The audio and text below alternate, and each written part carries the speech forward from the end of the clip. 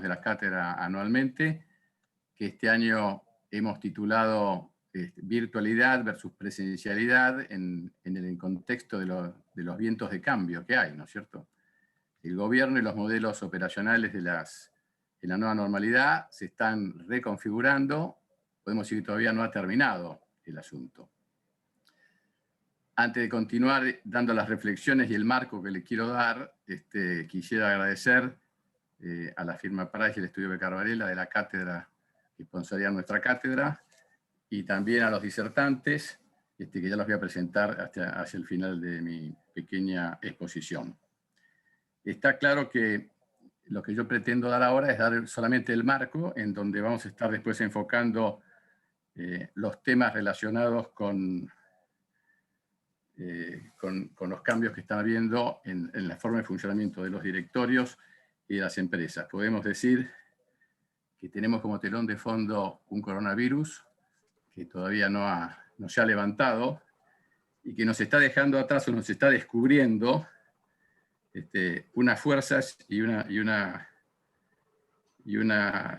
mundo digital que existía en forma subyacente, pero era solamente un tema prioritario quizá para algunas empresas, algunas industrias y algunos consumidores. Hoy podemos decir que el coronavirus aceleró esos procesos y ya nadie puede ignorar la existencia del mundo digital.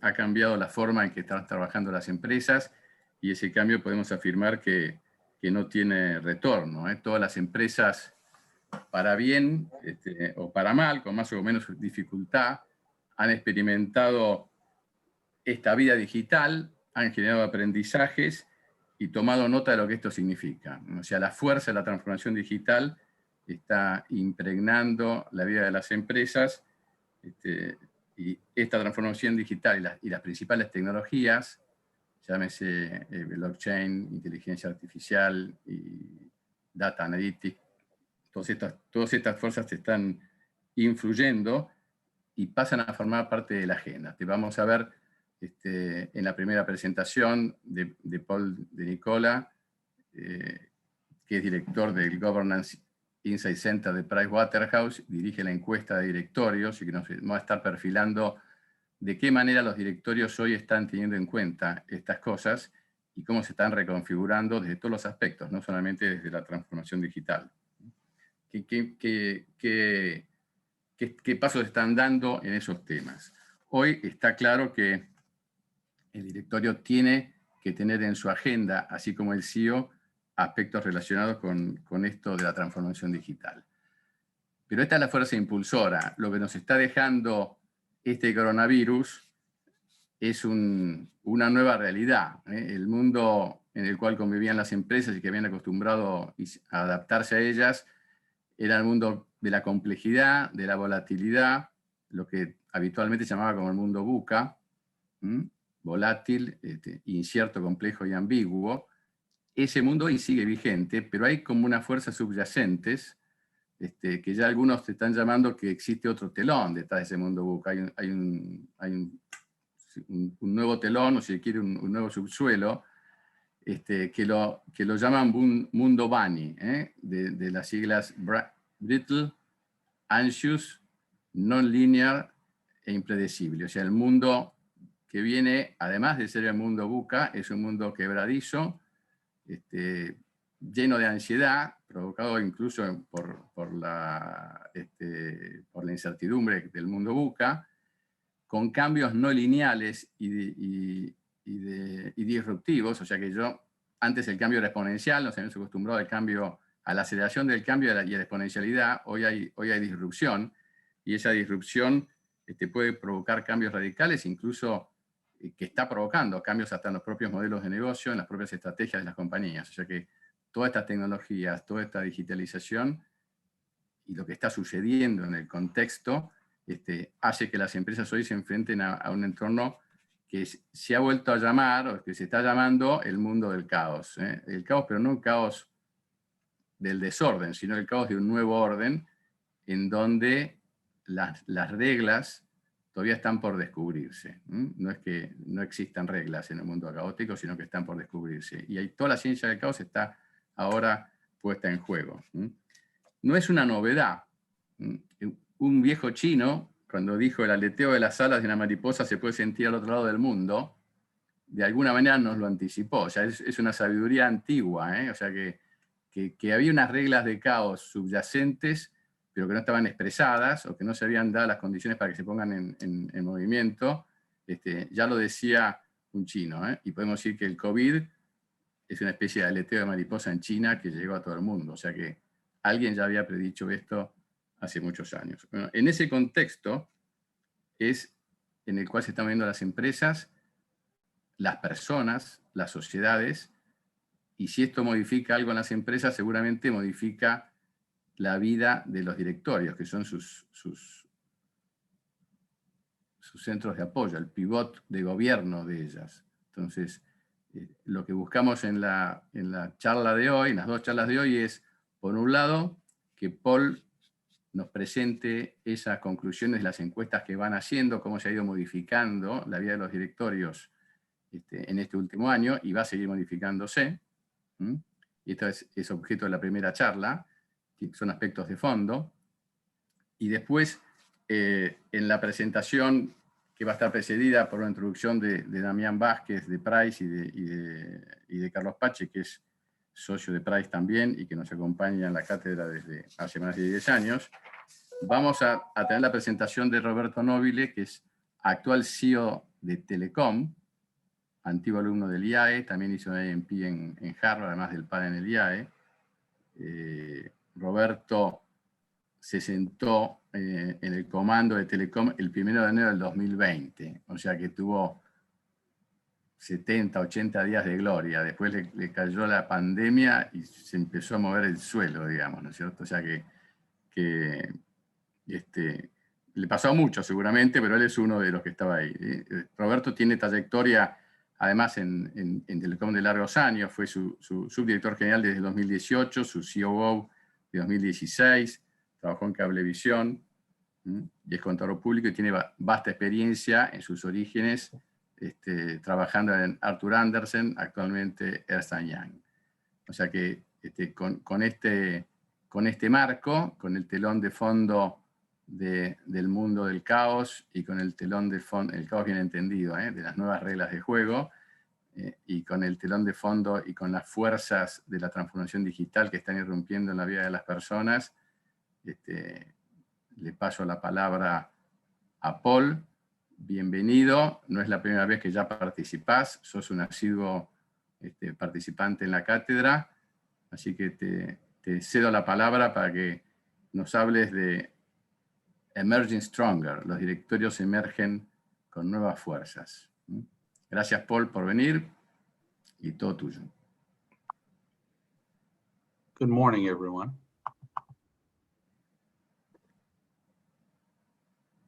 Give me one moment so I can make sure the presentation is working correctly. Is everyone seeing that? Okay. All right. So good morning, everyone. It is a real pleasure to be with you today. The last time I was here I was in Buenos Aires, I want to say 2 or 3 years ago, that I joined the group with the presentation in person. Unfortunately, due to the world events, I wish I could be there in person, but I'm coming to you here from my home is in New York, but I'm today in Southern Florida.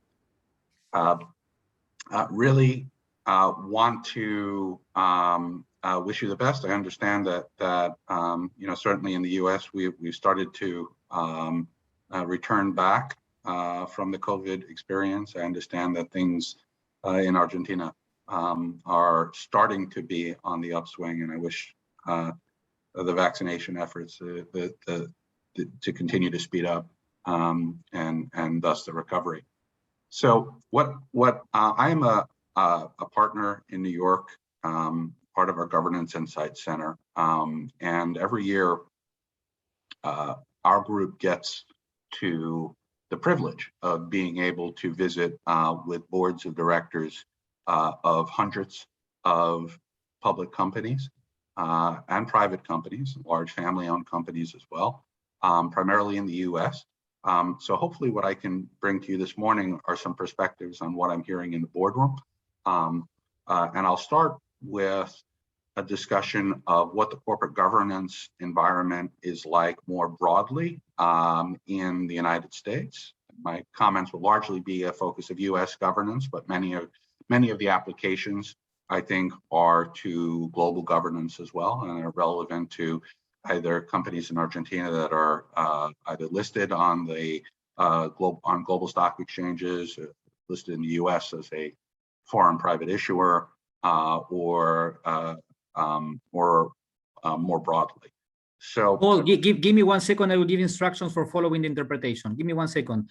Sure. Para todos ustedes que quieran seguir la interpretación de lo que nos va a contar Paul en español, hay un botoncito abajo en su barra de Zoom, donde pueden elegir el canal por el que quieran escuchar el sonido. Si quieren escuchar la voz de Paul en inglés, o si quieren escuchar la voz de Virginia, que nos va a hacer la interpretación en español.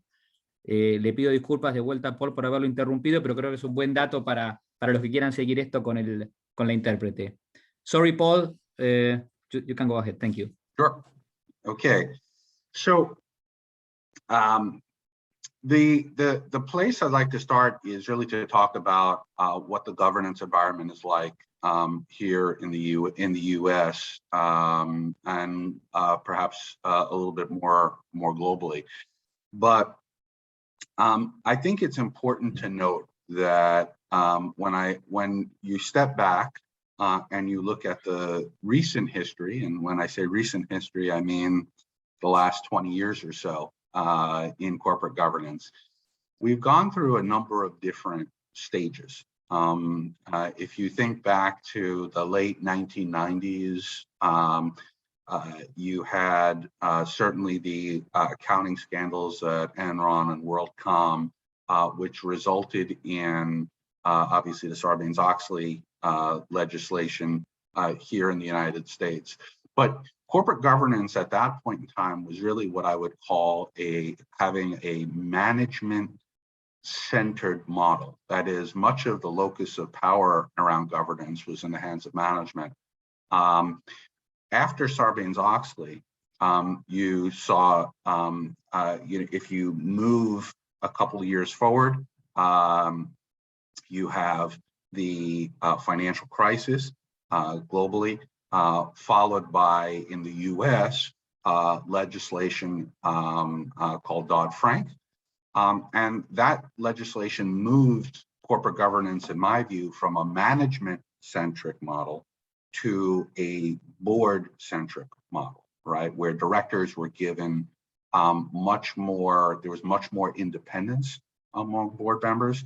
There was much more challenging of management teams when it comes to the way in which boards and managements interacted. And so as a result, the legislation was very strong in driving that and enhancing the role of boards of directors. Now, if you advance further to today, I would say that we have come full circle. It's not a management-centered model. It's not even really a board-centered model. It is what I would call a shareholder-centric model, and increasingly a stakeholder-centric model. Right now, and I would say this globally, the large institutional shareholders have more of an ability to influence what happens in corporate boardrooms and the impact on management teams in a way that they never did. It's what I would call shareholder empowerment. Some of this can be linked to who owns public company stock today. Right now, globally, 80% or close to 80% of all equity is in the hands of institutional asset managers. If you look further in, there are 3 institutional investors that control a large portion of that: BlackRock, State Street, and Vanguard. So if you look at your average public company in the US, in the S&P 500, large companies with global operations, those three institutional investors, BlackRock, State Street, and Vanguard, likely control somewhere between 20 and 25% of the voting shares at every public company in the S&P 500. So what does this mean? It means that the power in the hands of a small group of shareholders has increased, and that is driving change in corporate boardrooms. At the same time, the COVID-19 pandemic has accelerated changes in lots of areas as well. So I'll just point to a few. Obviously, the obvious would be around talent and culture. I have seen over the last 18 months boards be so much more focused on talent and culture for obvious reasons. Workforces moving completely to remote environments, concern over health and safety of workers. So boards have been much more focused on that. Cybersecurity, the increases in cybersecurity breaches, particularly with regard to ransomware over the last 6 to 12 months has been notable, and boards are spending more time there.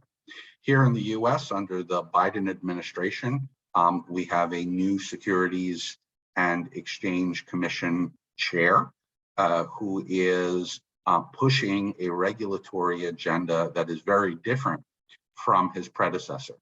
In fact, right now, the #1 priority for the Securities and Exchange Commission is ESG and ESG disclosure.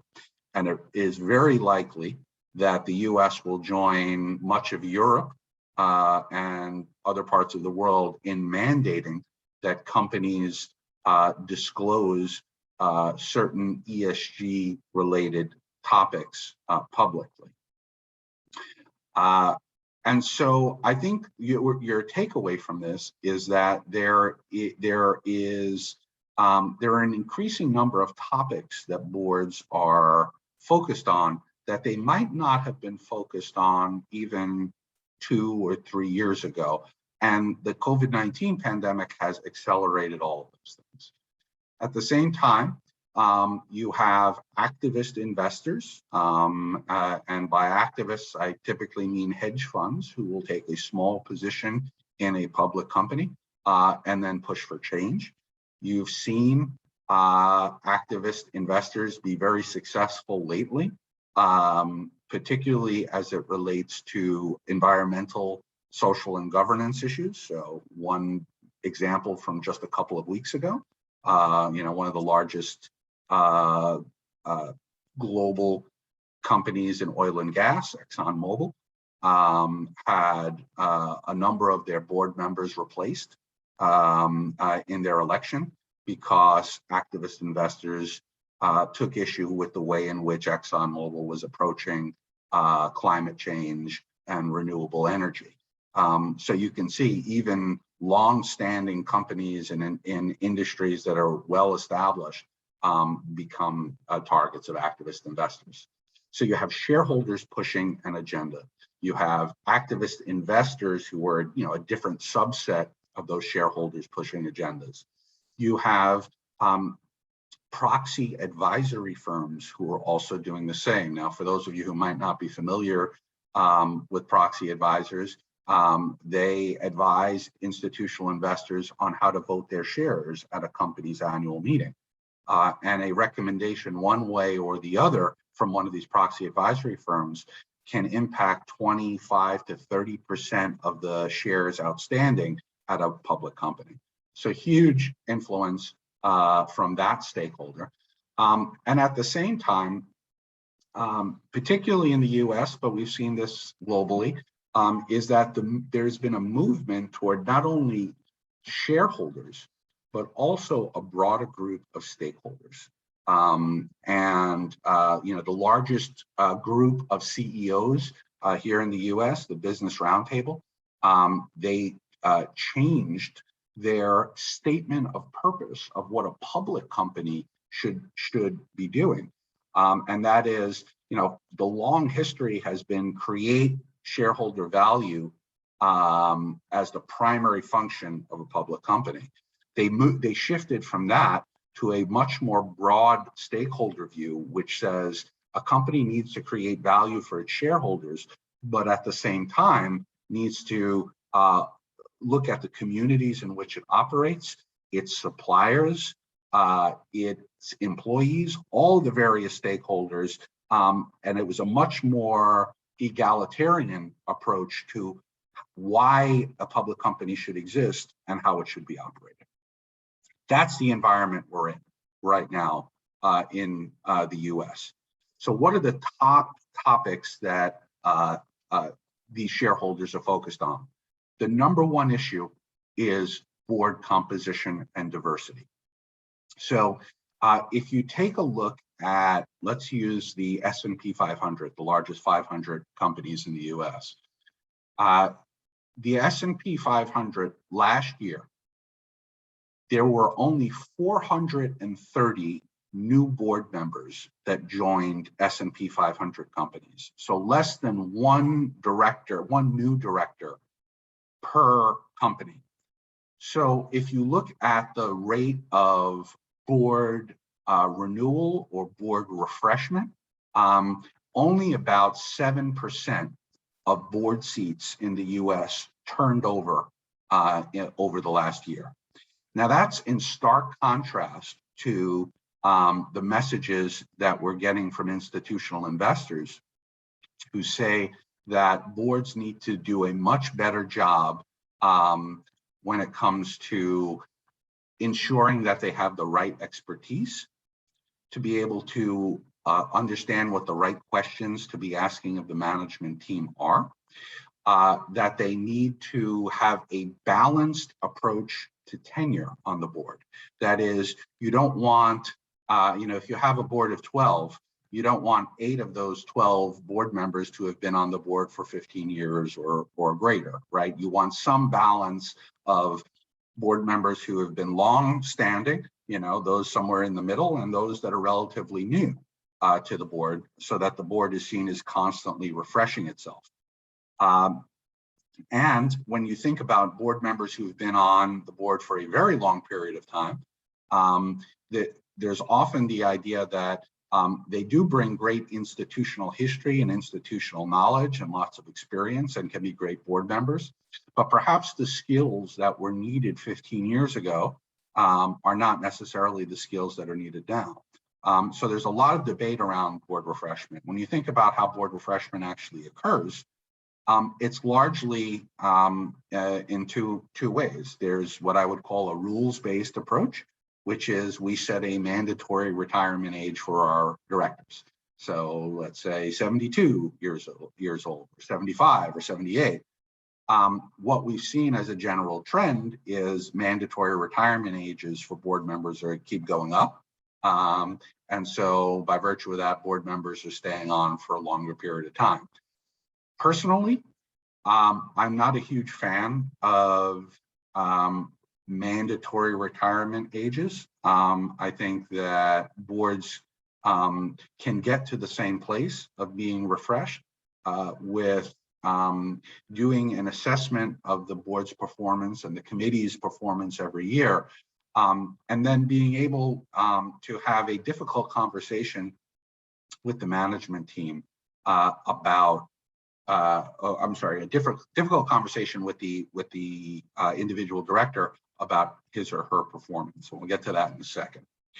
The other way to do it, besides setting a mandatory retirement policy or a term limit, and very few companies have term limits for their directors, is to conduct a robust board assessment, both at the board, the committee, and the individual director level. So board refreshment is a big topic in board composition, but so is board diversity. And this is a conversation that had started outside of the US largely. Many years ago, 5 to 10 years ago, there was a focus around board diversity elsewhere. It has really come to more of a focus in the US over the last several years. And diversity comes obviously, the push for diversity comes from different places.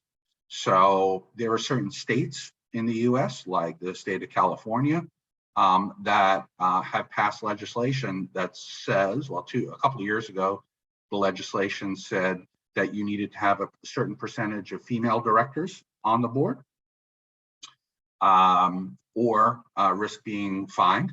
And now they've moved that to say that it's not only gender diversity that is required, it's also racial and ethnic diversity on the board, right? So it's coming from state legislation.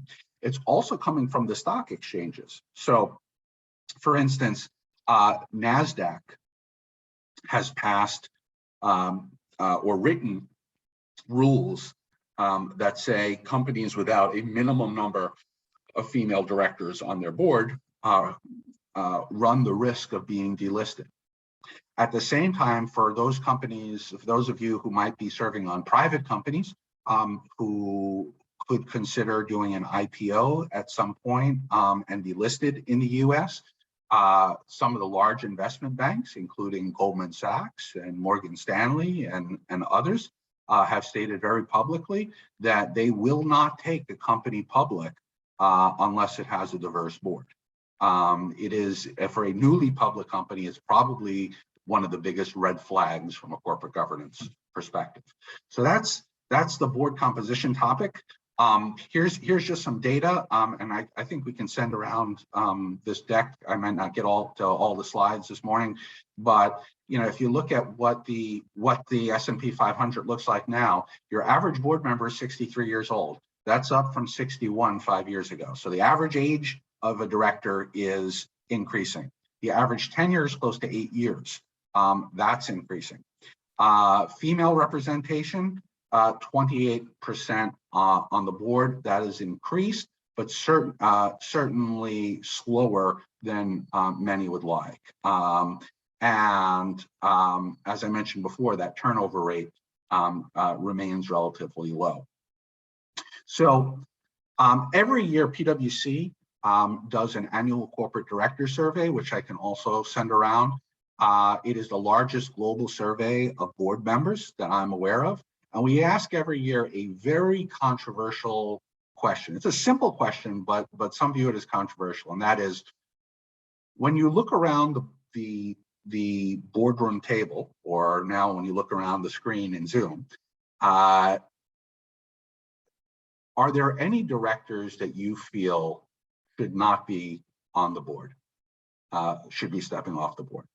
Now, there are very different answers if you ask the board members and if you ask the management team. So you'll see here, 43% of directors say there should be a replacement of 1, 2, or even more than 2 of their board members. That's a pretty high level of discontent among directors in terms of being critical of their own peers' performance.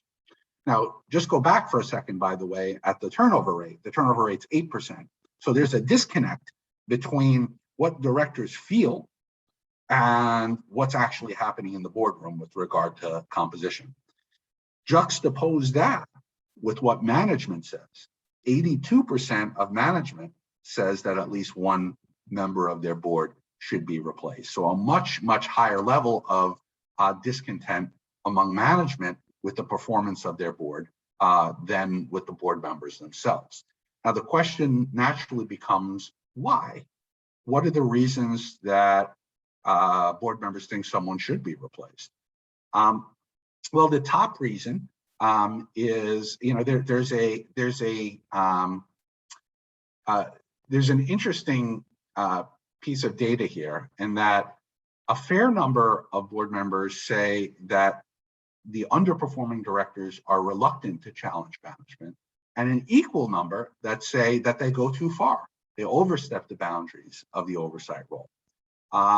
The other two top answers are that the person's style negatively impacts board dynamics. So that could be that you have a dominating personality, a person who breaks up the sort of collegiality of the board, a director that perhaps comes unprepared for meetings. So that's one issue.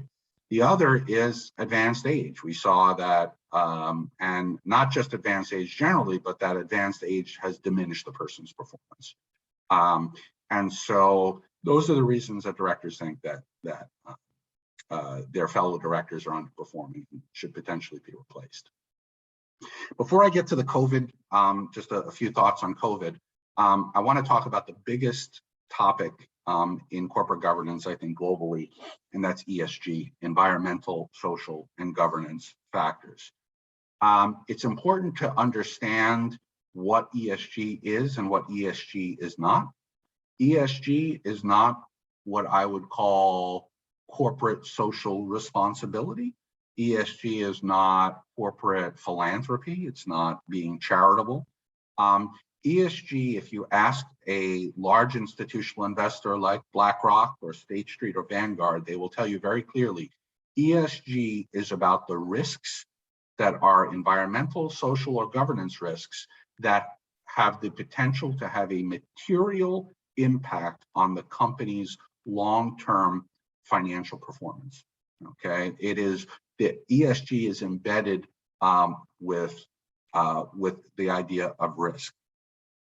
The ESG umbrella is extremely broad, lots of different topics, and it's going to differ for companies in different sectors.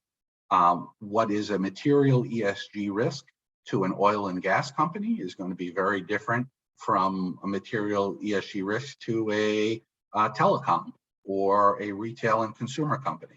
So it's important to understand what are the ESG risks to your particular company. Now, there have been a number, depending on the jurisdiction, there are different reporting requirements around ESG globally. Right now in the US, there is no mandatory disclosure for ESG risks. All kinds of ESG risks, from environmental, think greenhouse gas emissions, to social, to governance related risk. There is no mandatory disclosure. We anticipate that that will change, as I mentioned, in the next year, that there will be mandatory disclosure. I would say that if you're interested in learning more about this, you might want to look at one of the frameworks, the global frameworks for ESG risks by sector, and that is the SASB. That the SASB is the Sustainability Accounting and Standards Board. The SASB is a global organization that publishes, what they did was they looked at 77 different industries and sectors, and they put together a register of risks for each one of those sectors. So you can pick the sector in which you're a member of the board or a member of management, right on the SASB's website, and download all of the ESG related risks. This is a huge area for investment. Right now, there's over $2 trillion in assets in ESG funds globally, and we only anticipate this is going to continue to grow. So a company cannot ignore ESG. It is not a good to have. It is a net necessity. So I want to spend just a couple of minutes talking about the impacts of COVID-19 and what our observations are. We did a survey at the beginning, probably in June or so of last year, and for the most part, board members said that their management teams were doing a tremendous job in managing the business impact of the pandemic. They gave their management teams extremely high marks when it came to the ability to move to lead from a remote way, moving an entire employee base to remote work, talking to employees, client relationships, customer relationships, and how well management was keeping the board updated. I would be curious as to whether or not the same results would come back today. I just look at some of the unique challenges from a workforce and a human capital perspective. In the US at PwC, for instance, we have hired over the last 15 months, we have hired thousands of new employees. It's just part of our typical hiring cycle. Now, of those thousands of employees, nearly 90% of them have not yet stepped into a PwC office, a physical office. And so the question, and this is my experience being at PwC, but it's everyone's issue, right? How do you build the culture of an organization, particularly when you're hiring a significant number of new employees who have never met in person their colleagues, right? Who've been working remotely for 15 months. That's a real concern. And I think it's one that boards need to be asking about with regard to what the culture of the organization is. What is the company doing to ensure that culture becomes embedded, particularly in new employees? We've also seen, I think this is globally, we've seen a very hot labor market with lots of, with attrition and turnover rates that have increased. And that is at the same time that there's an inflationary environment. You're seeing compensation levels increase broadly across the workforce. And very much a war for talent globally. The expectation among board members is that the future of work is going to look very different from what work looked like pre-COVID. Obviously, the increase in remote work, I'll use the PwC example, and that is in the US, 50% of our workforce will be fully remote going forward. Probably another 30% or so will be flex, right, where they may be coming into the office 2 days a week, with only a minority being in the office every day. So the future of work is changed. And so I'm starting to hear board members ask more and more about how management is comfortable that supervisors have the right skills to be able to manage a remote workforce. At the same time, again, being a New Yorker, I'm used to seeing very crowded subways and buses.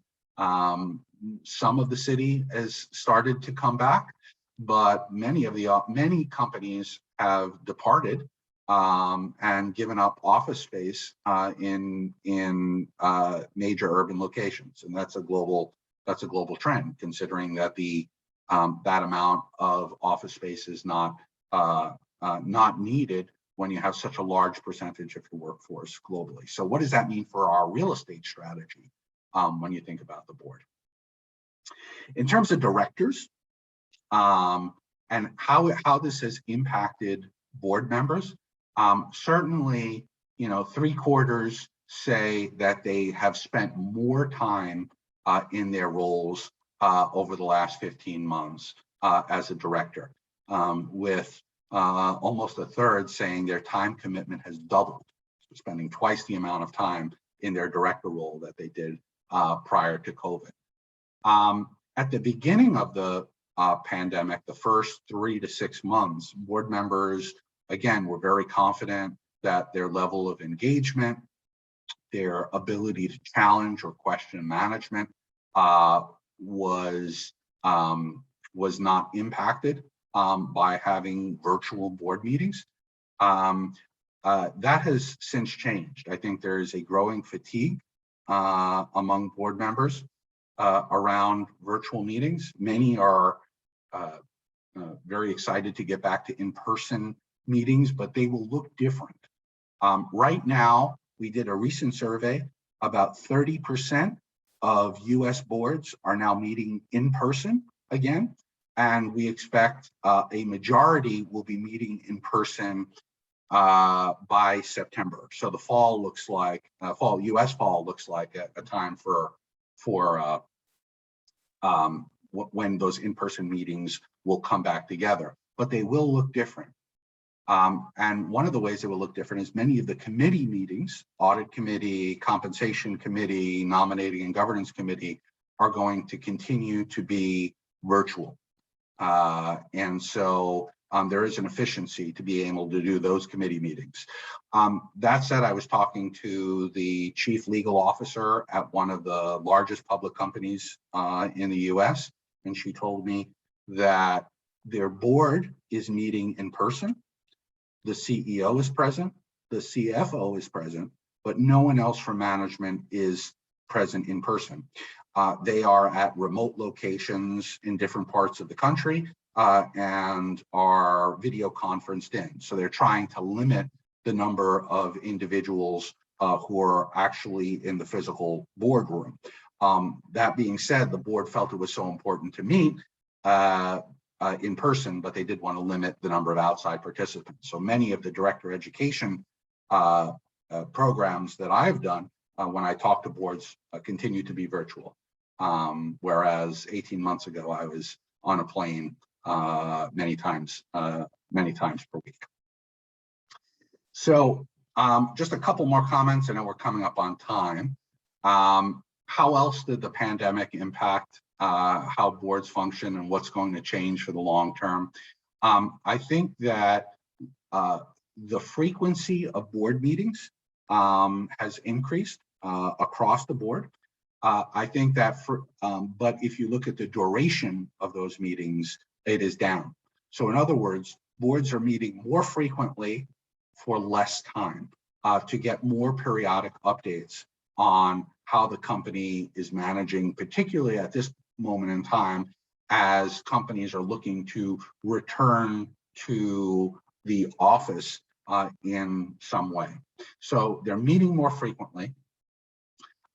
They're increasing the reporting that they're getting from management teams.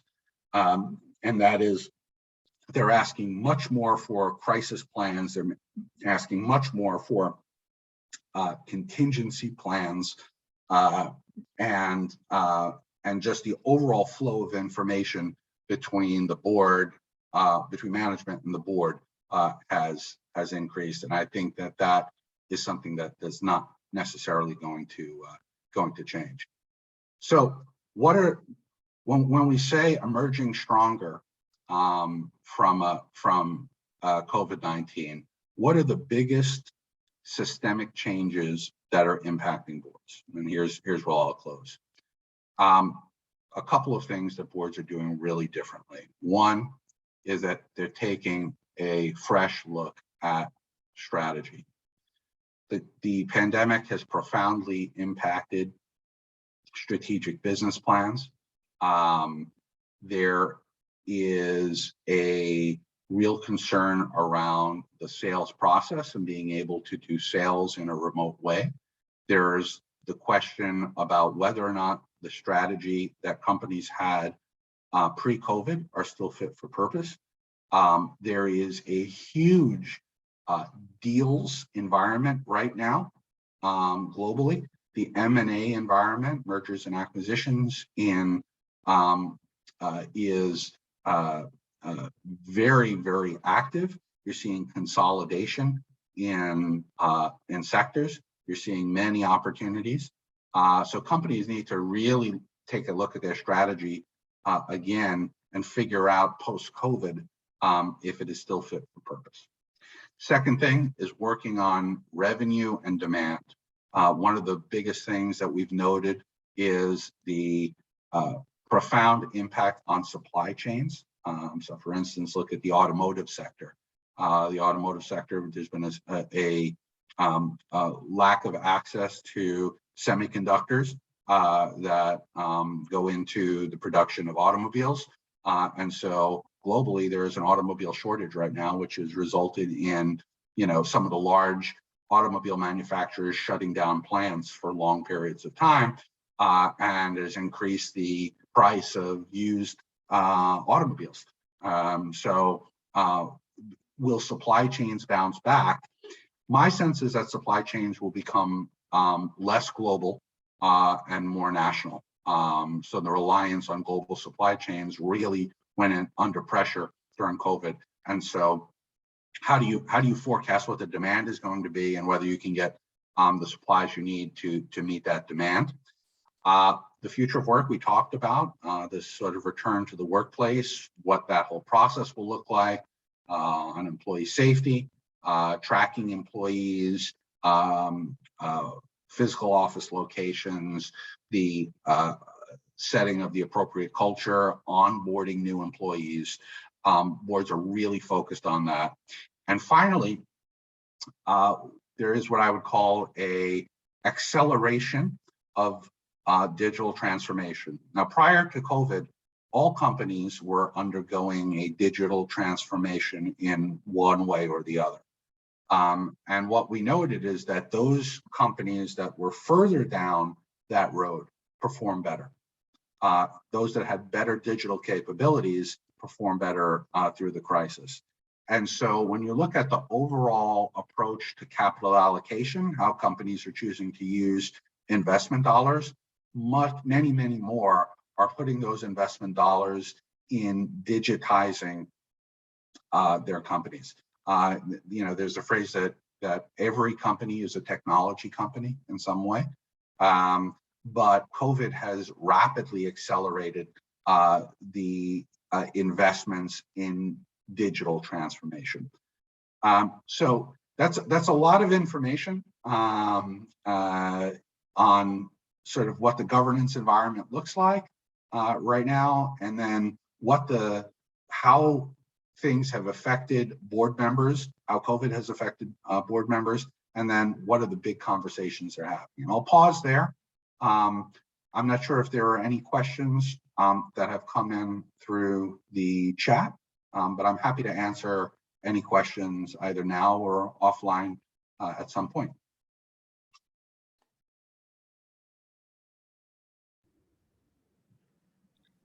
Thank you, Paul. There is one question in the chat. We will have time only for one question, and then Carlos Pache will move on. So the question is, knowing that 50% of workforce in the US is currently remote, how can Argentina's talent involve in being part of this trend? Well, I think what's interesting to note is that companies have taken very different approaches to whether or not they're going to permit their companies to be fully remote. The 50%, by the way, I was talking about is specific to PwC. I don't know if the overall rate in the US is 50%, but there are companies who have actually mandated, you see this in financial services in the big banks, that have mandated that their employees come back to work at least 2 or 3 days a week. There are companies that have gone fully remote, and so there's not a one-size-fits-all answer to remote or hybrid or fully back in the office. And so I would say that there's not necessarily a national approach to this. I mean, a lot of this is driven by vaccination rates, right? But I don't think there's necessarily a national approach. I think it's company by company, and that management teams and boards need to really understand, can employees really, whether it's in Argentina or elsewhere, can employees be productive, efficient? Are there efficiency gains with remote work? How do you balance that with the need for human contact with one another and for teams to work together in a way that can't be done virtually? And it really needs to be a company by company decision. A lot of it's based on the company's culture to begin with, the company's sector, where its operations are. So hard to be general about that, but I think it's company by company. Thank you, Paul. There are a couple of questions in the chat. We will have, we'll hand to you. Maybe you can answer them offline or later on, or you just can write in the chat and send your answer. Sure. And now we can just thank you very much and pass it to Carlos, who will lead from now on, right? Thank you, Paul. Carlos, are you there? Sí, acá estoy. ¿Te parece? Empezamos. A ver, voy a tomar un poco la posta en la presentación que hizo Alejandro Carrera. Queremos compartir con ustedes ahora lo que llamamos la nueva normalidad. La nueva normalidad vista no desde una descripción conceptual por dónde va a pasar este balance que va a existir entre la virtualidad y la presencialidad, sino plantearlo desde el punto de vista de acciones concretas que están pasando hoy en el mercado. ¿Qué es lo que se está haciendo? Para eso me va a acompañar, le vamos a pasar ahora la posta a Damián Vázquez. Damián es uno de mis socios de la consultoría, y va a compartir con nosotros una encuesta que terminamos de realizar, ¿no? Que recién la terminamos hace un par de semanas, en donde preguntamos qué están haciendo las compañías con este desafío. Y este desafío mirado desde dos puntos de vista, no solo de la organización, sino de las personas, ¿sí? ¿Qué acciones se están tomando o se piensan tomar?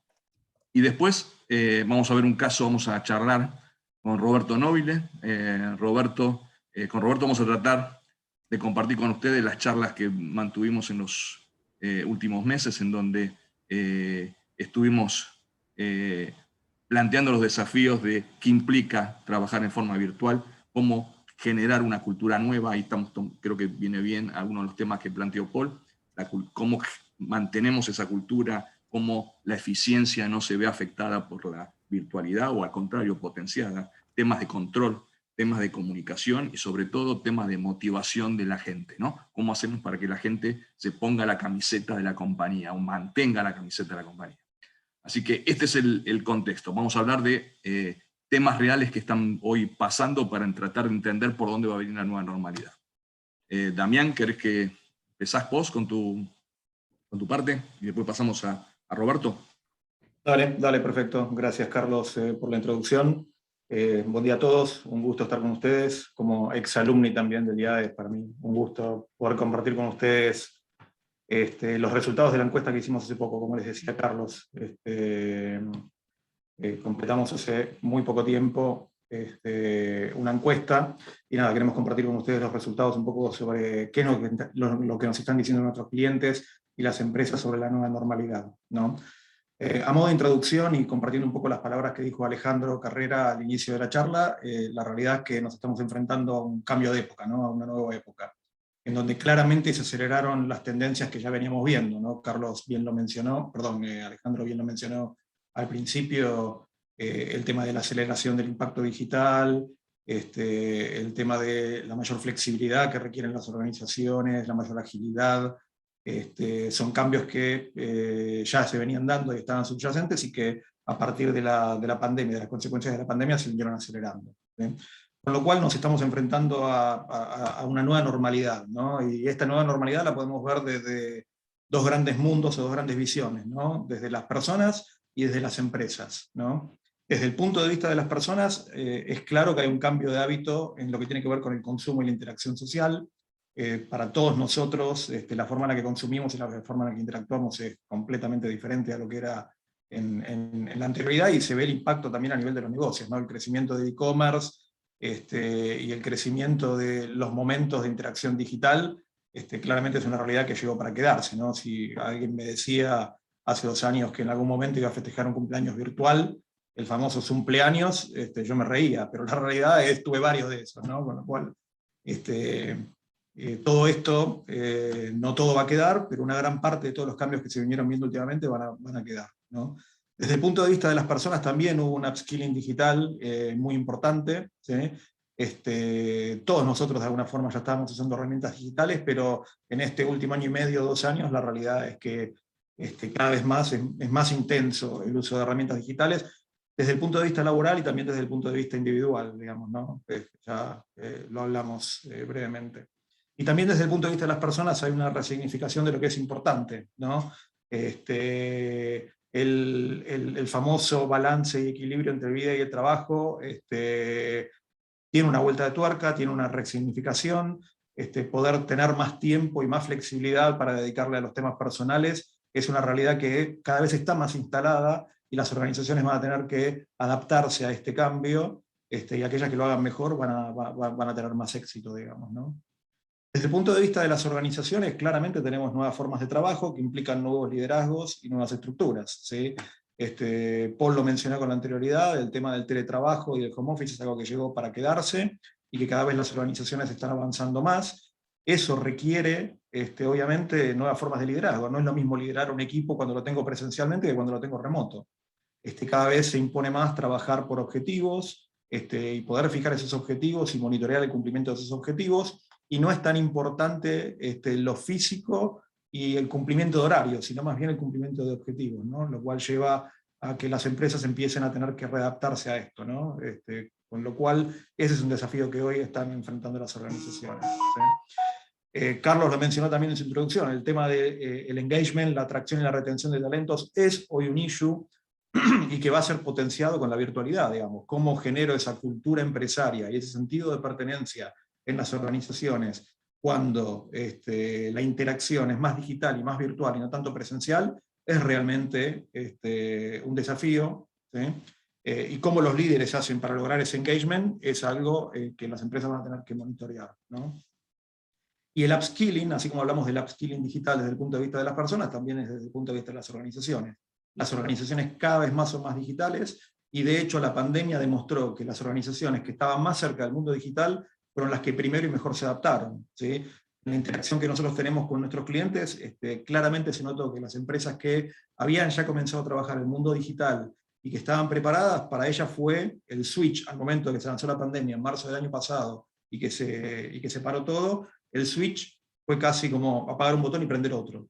Para otras organizaciones implicó una inversión, implicó un desarrollo, implicó un entrenamiento de la gente en utilizar herramientas digitales, y esas organizaciones sufrieron un poco más el proceso, ¿no? Ahora, dicho esto, entre el mundo de las organizaciones y el mundo de las personas, tenemos dos tangentes que creo que son dos áreas fuertes en las que hay que empezar a trabajar, ¿no? El primero tiene que ver con la flexibilidad laboral, y ya de alguna forma lo mencioné brevemente con anterioridad, pero las organizaciones van a tener que tener esquemas de interacción con sus empleados y con sus colaboradores más flexibles desde el lugar de trabajo, desde los horarios de trabajo, desde los lugares. El tema de trabajar más por objetivos es algo que llegó para quedarse. Y esto también es un desafío a nivel Estado, ¿no? Porque cuando nos enfrentamos a una sociedad que requiere y exige más flexibilidad, ahora cuando uno va a la ley de contrato de trabajo, en la realidad no tengo muchas formas de contratar con un esquema flexible, y nada, esto genera, y va a generar en el futuro seguramente muchos cambios que van a tener que ocurrir, no solamente en las organizaciones, sino a nivel Estado y a nivel legislación, ¿sí? Y también la generación de una cultura organizacional ágil, ¿no? Una cultura que pueda adaptarse más rápido a los cambios y enfrentar los desafíos que se van generando actualmente en este mundo VUCA, como hablaba Alejandro en un principio. Va a requerir que las organizaciones tengan una cultura mucho más ágil para poder adaptarse a estos cambios, ¿sí?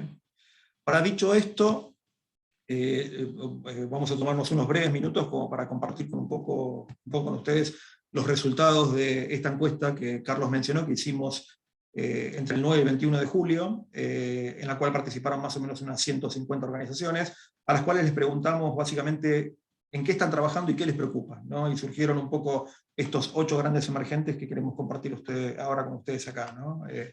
Desde la primera dimensión, la columna de la izquierda, cuando les preguntamos en qué estamos trabajando, las organizaciones nos comentaron que están trabajando fuerte en temas de compensaciones y beneficios y bienestar, en repensar los paquetes de qué beneficios le dan a los empleados y cómo los resignifican. Están trabajando en temas de comunicación, clima y cultura. Todo este tema de cómo mantener la cohesión cultural durante la pandemia fue un desafío para las organizaciones y lo continúa siendo.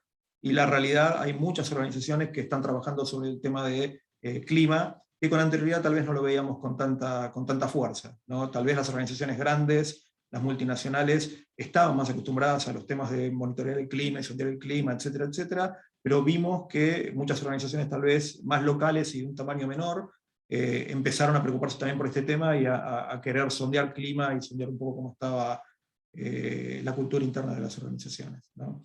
Teletrabajo y la vuelta a la oficina es realmente otro gran tema, en el cual están trabajando la mayoría de las organizaciones, y el tema de diversidad y género, que también tocó Paul durante su exposición, es otro tema que están trabajando las empresas. ¿Qué les preocupa? Y de alguna forma lo mencioné un poco con anterioridad. Les preocupa el tema de rotación y retención, que hoy es un gran desafío y la mayoría de nuestros clientes están teniendo problemas en esta área. Acá pasamos, durante un periodo digamos, cuando se inició la pandemia, y diría que prácticamente hasta octubre, noviembre, la mayoría de nuestros clientes tuvo un periodo de rotación y retención de talentos casi nulo, ¿sí? Había muy poca gente que se estaba yendo de las compañías y también muy pocas incorporaciones en la mayoría de las compañías, excepto tal vez por las del mundo tecnológico, que tienen una dinámica distinta, pero en la mayoría de las otras organizaciones la verdad que la retención y la rotación no era un problema durante el periodo pico de la pandemia. Ahora, desde diciembre del año pasado a esta época, la verdad que vimos un incremento muy fuerte en la mayoría de nuestros clientes en los temas de rotación, que implican un desafío de la retención de talentos, ¿no? Y acá esto tiene que ver con los cambios que estábamos viendo, ¿no? Actualmente hay una demanda de recursos calificados con ciertos perfiles en el área tecnológica, recursos que hablen varios idiomas y que tengan una formación un poco superior. Esos recursos la verdad que están siendo muy demandados, no solamente en el mercado interno, sino en el mercado internacional, y eso es parte de las nuevas tendencias, ¿no? El tema del trabajo remoto hace que hoy prácticamente el delivery de un trabajo se puede hacer desde cualquier parte, no solamente de Argentina, sino del mundo, ¿no? Con lo cual actualmente competíamos por los recursos localmente, ahora hay una competencia también un poco más global por los recursos, y creo que esto llegó para quedarse, ¿no? Y es algo a lo cual vamos a tener que adaptarnos, ¿no? Obviamente la coyuntura, el contexto económico y la situación del país es otra área de preocupación para la mayoría de las empresas, no hace falta que lo expliquemos demasiado. La salud y el bienestar de los colaboradores, producto de la pandemia y producto de las implicancias que puede tener el COVID sobre los colaboradores y cómo interactúan, es también otra área de preocupación. Y el acceso a nuevos talentos es claramente otra área de preocupación, asociada al primer tema que veíamos de rotación y retención, ¿no? Yendo un poco más en detalle, cuando le preguntamos a nuestros clientes qué estaban pensando con respecto a esquemas de teletrabajo a implementar en la pospandemia, la realidad, las respuestas fueron abrumadoras, digamos, ¿no? La mayoría de nuestros clientes están pensando en implementar esquemas mixtos de teletrabajo pospandemia, ¿sí? Solamente un porcentaje pequeño va a trabajar en un 100% remoto, y este porcentaje está más atado tal vez a las empresas del mundo tecnológico, y un 14% pensaba trabajar con un esquema 100% presencial. Pero la mayoría de las empresas están pensando en implementar esquemas de teletrabajo mixtos, ¿no? Uniendo la presencialidad con la virtualidad. Cuando les preguntábamos qué esquemas de trabajo remoto estaban pensando implementar, la mayoría de los clientes están pensando en implementar esquemas que consideren un mix de 2/3 días, ¿no? 2 o 3 días trabajando en forma remota y otros 2 o 3 días trabajando en forma presencial, ¿no? Entre estas dos variables tenemos casi el 80% de las respuestas, ¿sí? Cuando les preguntábamos quiénes o qué colaboradores van a estar trabajando en forma remota, la realidad no hay un área puntual que se haya destacado sobre las otras, sino que la mayoría de las organizaciones contestaron todas las que sean necesarias, ¿sí? Con lo cual es algo que vemos que va a ocurrir más cross a nivel de la organización y no tanto enfocado en un área puntual, en un área remota, ¿sí?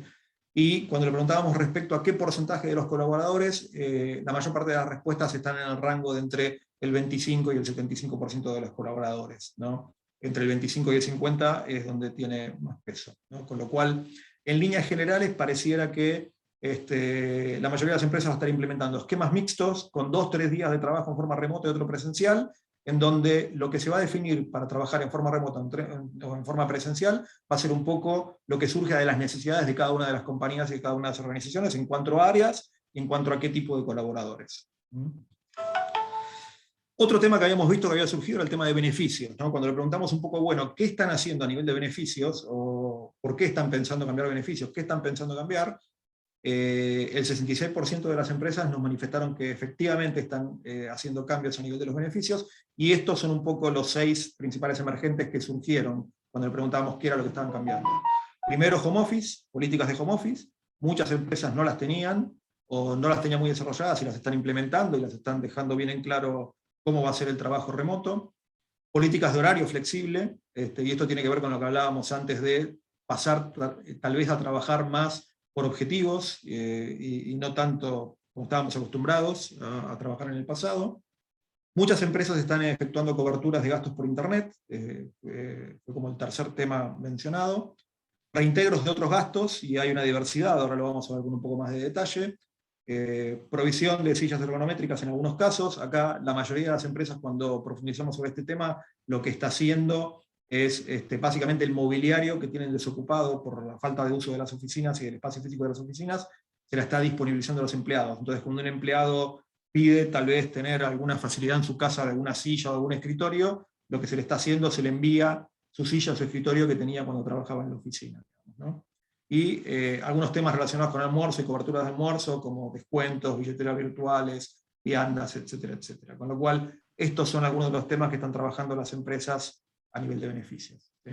Damián, ¿te parece, como para darle el tiempo a Roberto, dejamos el resto de las conclusiones de la encuesta, está en el material, y después volvemos, y sobre todo creo que acá vamos a poder sacar algunas preguntas para hacerle a Roberto, ¿no? De cómo está actuando Telecom en estos casos. Pero ¿te parece así? Le damos el tiempo a Roberto que nos cuente el caso Telecom. Dale, Barro, me parece bien. Plantearle las preguntas de enganche que habíamos preparado, Damián, así. Dale.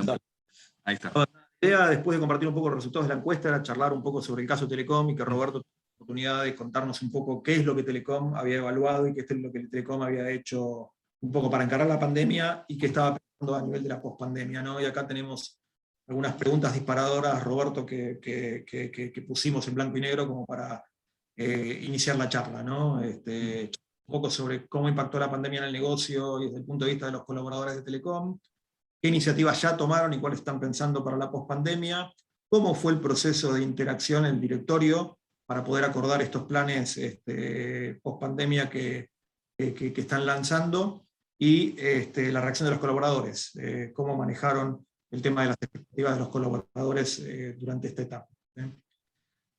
Así que nada, si querés, Roberto, te paso un poco la palabra para que les cuentes un poco qué fue lo que encaró Telecom.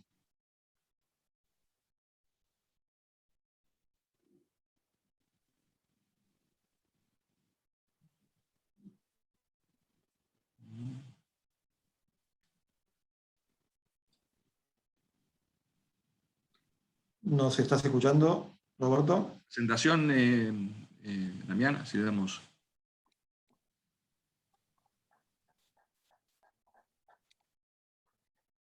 Roberto, creo que estás muteado, ¿no? Sí, no se te escucha.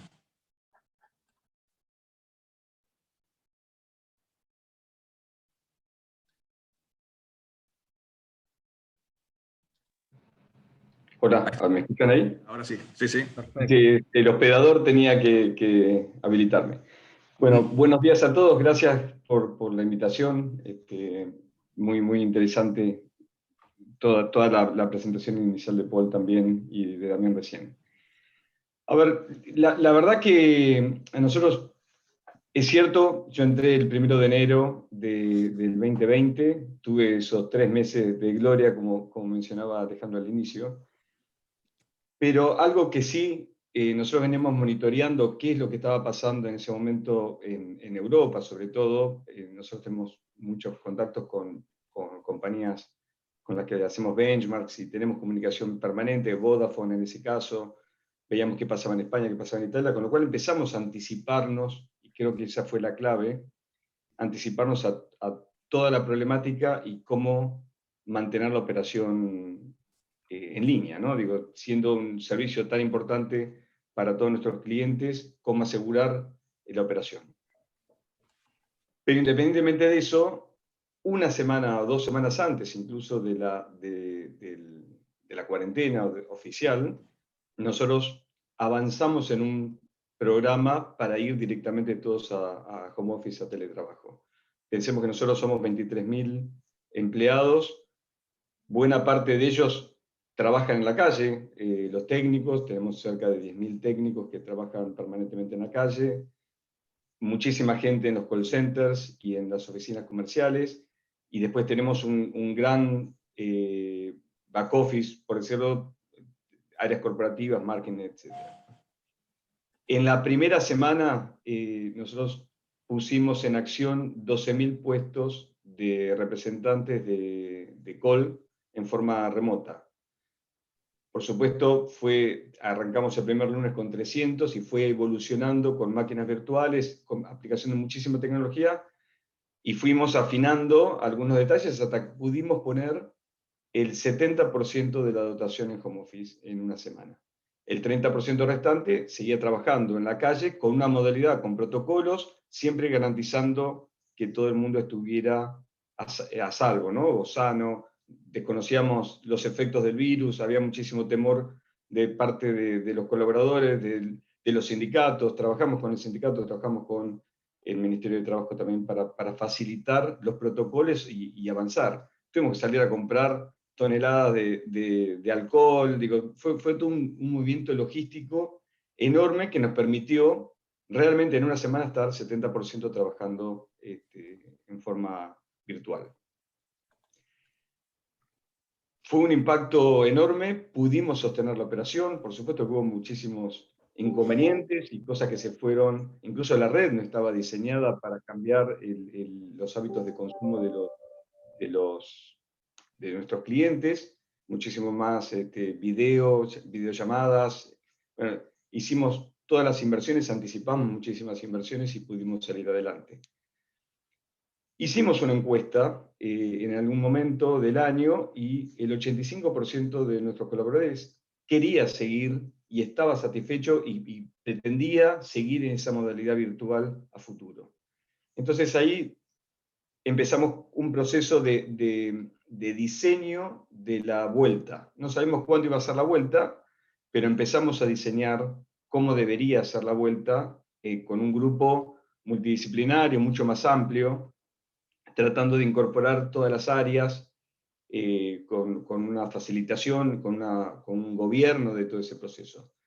¿Y cómo es que estamos pensando la vuelta? La vuelta, nosotros hoy estábamos en la parte 7.000 personas en el AMBA, en 8 edificios corporativos. Cada edificio era un silo, cada edificio era la CO, la operación, otro edificio era el CTO, que es la parte técnica, otro edificio era IT.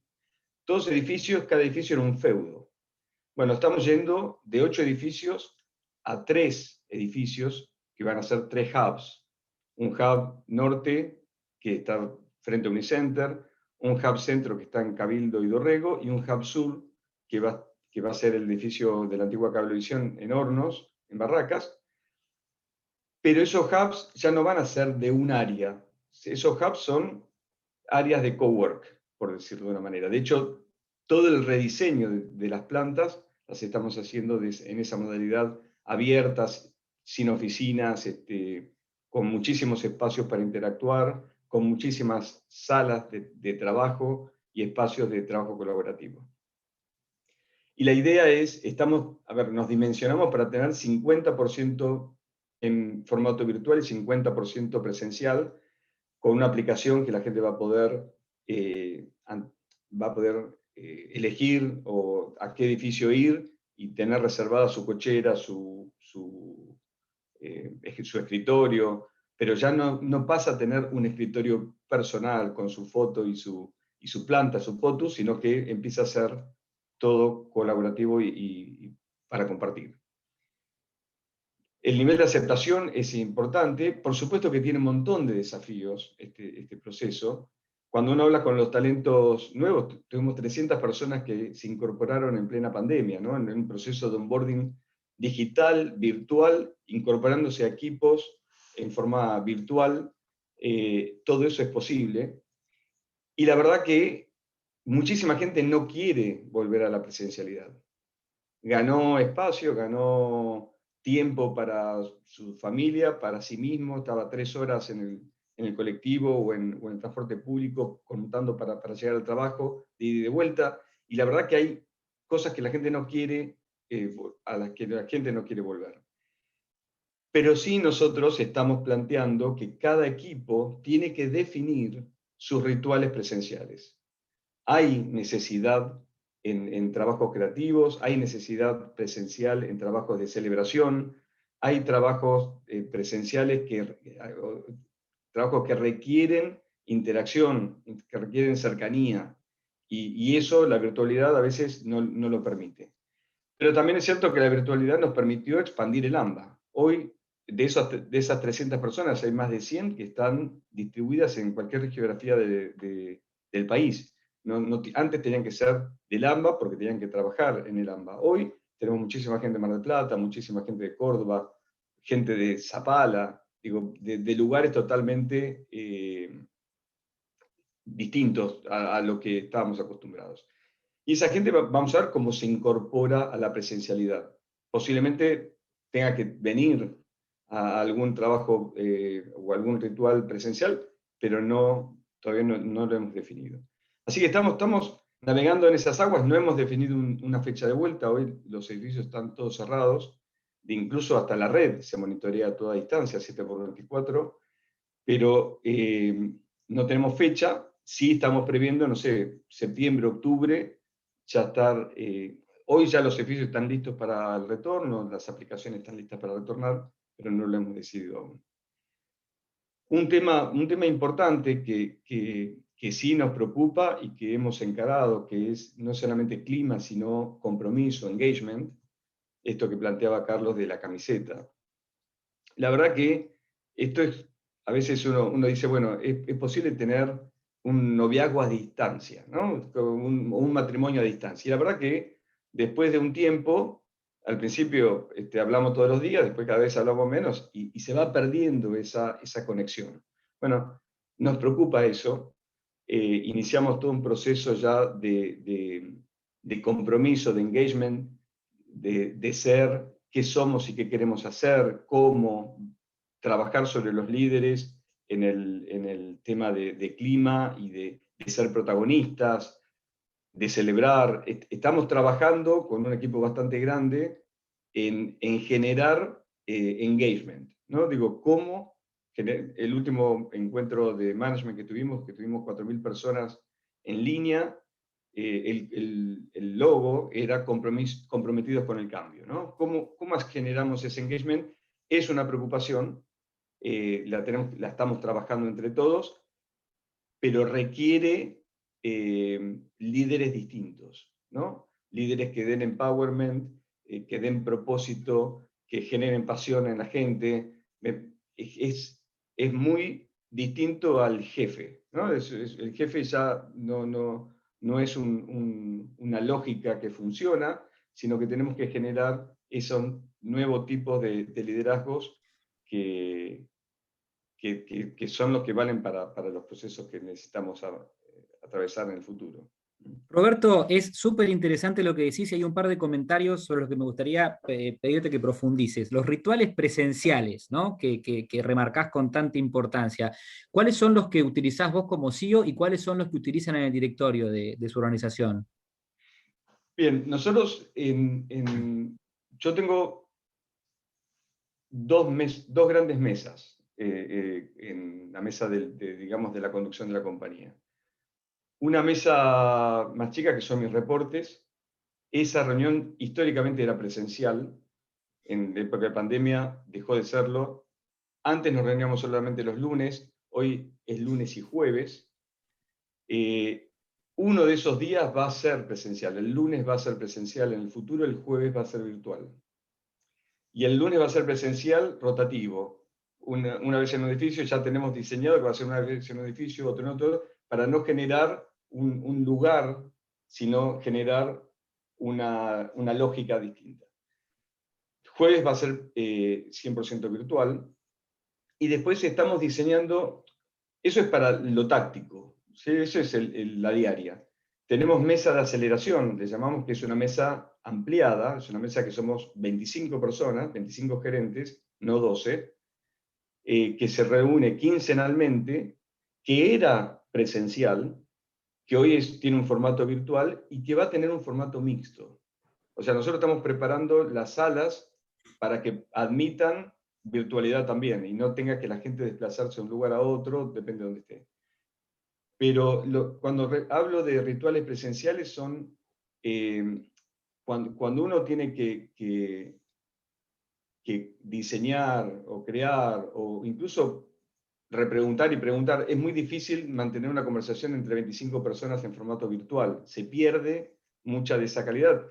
Uno va aprendiendo, tenemos un facilitador, un moderador, digo, todas esas cosas se suman, pero pierde espontaneidad. Y me parece que tuvimos una sola reunión presencial, que fue a fin de año, y la verdad la pasamos muy bien, porque hacía, no sé, 8 meses que no nos veíamos, pero en ese proceso estamos.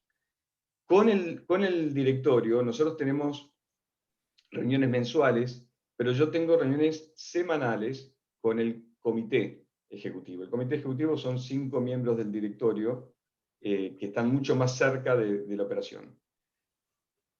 Y la verdad que durante la pandemia hemos podido, antes era solamente los miércoles, sigue siendo los miércoles en forma regular, pero frente a la crisis, frente a la decisión de irnos todos a home office, tomar decisiones, por ejemplo, no sé, tuvimos también un ataque de ciberseguridad que lo pudimos resolver sin problemas, pero estuvimos 2 o 3 horas con el virus infectando nuestras máquinas. Digo, eso fue un domingo. Bueno, el domingo nos juntamos con el comité. Digo, esa flexibilidad de la virtualidad nos permite tener una lógica mucho más rápida y más flexible también, ¿no? Digo, es un ida y vuelta mucho más rápido.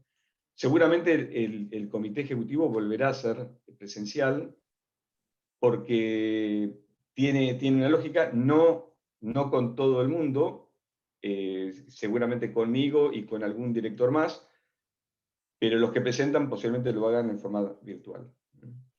Muchas gracias, Roberto, porque aparte contestaste las 2 preguntas que nos hicieron en el chat sin conocerlas, así que estuviste hiper efectivo con el manejo del tiempo, fue súper interesante lo que nos dijiste, la verdad que nos queda una buena experiencia. Yo, si te parece, voy a ir haciendo el cierre de la actividad, que está planeada para cerrar a las 11 de la mañana, vamos a tomarnos 5 minutos más.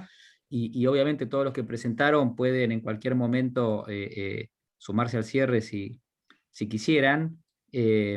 Lo que sí quería agradecer nuevamente a todos los que participaron y todo lo que nos acercaron estas ideas que la verdad que son muy interesantes.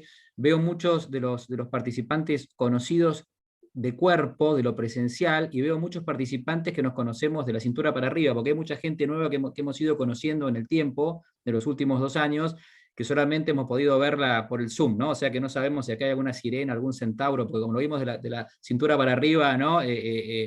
No sabemos cómo somos. Me gustó mucho, Roberto, el tema de los rituales presenciales y de la presencialidad, digamos, que a veces es necesaria, y sobre todo de cómo articularla con todas estas nuevas oportunidades y desafíos de la virtualidad. Alejandro comenzó mencionando la nueva situación de caos general. Yo justo me tocó la semana pasada estar con una gente de una familia cuya empresa nació justo en el periodo de la guerra de los 30 años en Francia, ¿no? Entre Francia y Alemania. Y nos contaban cómo diferentes, digamos, generaciones de la familia habían atravesado las diferentes guerras, que deben ser momentos bastante caóticos y bastante buca y bastante complejos también, ¿no? Con lo cual hacíamos la reflexión si tal vez los últimos no los últimos dos, pero del año 1940 y pico en adelante hasta el 2015 no fue realmente en la historia una especie de oasis de relativa tranquilidad, ¿no? Y que en realidad estamos volviendo a momentos que la historia siempre fue más compleja, digamos, ¿no? Que es una reflexión, era más filosófica la reflexión. Paul nos trajo, la verdad, también una muy linda reflexión sobre cómo la gobernanza fue pasando de lo que era management center, ¿no? de lo que era la gestión, a lo que era más que nada el board, y a lo que es ahora los stakeholders, ¿no? A que realmente es mucho más integradora. Y en realidad no tanto mutando de uno a otro, sino capas que se van sumando, ¿no? Al parecer el directorio no es que ahora tiene que hacer cosas distintas, sino que tiene que hacer sobre todo muchas más cosas, ¿no? No es que lo de antes no hay que hacerlo, no es que el directorio ya no controla más y ahora solamente administra la incertidumbre, sino que, esto me lo contaba el profe Alejandro Carrera, claro, que él tiene estudiado cómo cada 5 o 10 años empiezan a sumarse nuevos temas a la agenda, ¿no? Que hacen más compleja la tarea del directorio. Así que nosotros, bueno, vimos los temas también que nos trajo Damián, ¿no? Damián nos contó, hicimos una encuesta, vimos los temas, y era muy interesante ver cómo casi todos los temas dan vuelta alrededor de las personas, ¿no? Cómo las compensamos, cómo manejamos su bienestar, cómo los ayudamos en su bienestar, cómo nos comunicamos, clima, cultura, talento, diversidad, ¿no? Salió muy poco el tema, fíjate, tecnología o el tema financiero, porque se ve que, claro, son temas de siempre, pero estos temas nuevos son los que se nos suman. Nosotros desde la cátedra tenemos un modelo conceptual que miramos lo que es el gobierno y el directorio desde sus funciones, su estructura y sus procesos, ¿no? Y todos nos han hablado un poco de eso. Hay nuevas funciones que se suman y que tenemos que aprender a hacer, y eso va a requerir que renovemos la estructura también, ¿no? Que renovemos no solamente cambiando personas, sino también cambiándonos a nosotros mismos, ¿no? Aprendiendo cosas nuevas, haciendo cosas, pero renovarnos como partícipes de la gobernanza. Y también vamos a tener que trabajar mucho nuestros procesos, porque para renovarnos vamos a tener que evaluarnos y entender en qué tenemos que mejorar. Vamos a tener que, como decía Roberto, tal vez tener más reuniones y más cortas, tener algunas presenciales, otras virtuales. Vamos a tener que entender para cada particularidad y para cada una de nuestras organizaciones cuál es el modelo que mejor funciona. Pero parece que ningún extremo termina siendo el mejor, ¿no? Parece que lo mejor termina siendo una combinación de un montón de cosas que hacíamos antes con un montón de cosas que tuvimos que empezar a hacer ahora. Yo aprendí muchísimo, la verdad, quisimos hacerla corto el foro porque nos damos cuenta que hay fatiga de Zoom. Estoy seguro que Damián tenía un montón para decirnos, que Ale tenía un montón para decirnos, Carlos tenía un montón más, Paul también y Roberto también. Les pedimos disculpas si tal vez no tuvieron todo el tiempo para expresarse, pero preferimos, digamos, también nosotros en este proceso mantener el horario, hacerlo dinámico y rápido, y tal vez hagamos otro foro también cortito, pero nos estamos dando cuenta que estas actividades de 1 hora y media, 2 horas, son las que al final la gente más disfruta y mejor puede procesar, ¿no? Así que les agradecemos muchísimo que hayan venido. Se han mantenido entre 150 y 170 personas, ahora hay 130, porque muchas deben tener actividades a partir de las 11, así que vamos a hacer honor Pedro, sí. un chivo, déjame pasar un aviso. Dale. Nosotros el 5 de agosto tenemos la presentación junto con la gente de Price sobre la agenda del número 1. Es una actividad que hacemos anualmente, y entonces aprovecho esta tribuna para invitarlos. Ahí vamos a estar hablando sobre en qué medida nuestro modelo está operando, digamos, de agenda número 1, un poco la encuesta que hemos hecho de algunos números 1 el año pasado, y también Price nos va a hacer una devolución también de su encuesta anual a números 1. Buenísimo, les vamos a pasar, Ale, a todas las personas que se anotaron, les vamos a pasar los PDF de las presentaciones, que muy gentilmente tanto Damián como Paul nos permiten compartir. Se las vamos a pasar por mail, y junto con ese mail le pedimos a Federico también que les pase el dato de cómo inscribirse a esta actividad. ¿Te parece? Así tienen todo ya en la misma entrega, tienen los PDF y la forma de inscribirse en la próxima. Así que bueno, espero verlos prontamente, tanto en lo virtual como en algún momento también en lo presencial, porque yo estoy necesitando algunos rituales, Roberto, presenciales, digamos, también, ¿no? Estamos todos necesitando. Yo soy psicólogo y estudiamos mucho la cultura y los rituales y la antropología, con lo cual lo que vos dijiste me pegó mucho en mi ciencia básica, ¿no? Así que espero que estén muy bien, espero que puedan descansar en las próximas 2 semanas, que son tradicional de vacaciones, los que tienen chicos que puedan pasar tiempo con ellos fuera del Zoom. Y bueno, espero verlos pronto en las próximas actividades de la cátedra donde nos toque encontrarnos. Que estén muy bien. Muchas gracias nuevamente a los que nos acompañaron hoy. Gracias a los expositores. Y bueno, saben dónde encontrarnos y seguiremos en contacto. Que estén muy bien. Buen día para todos.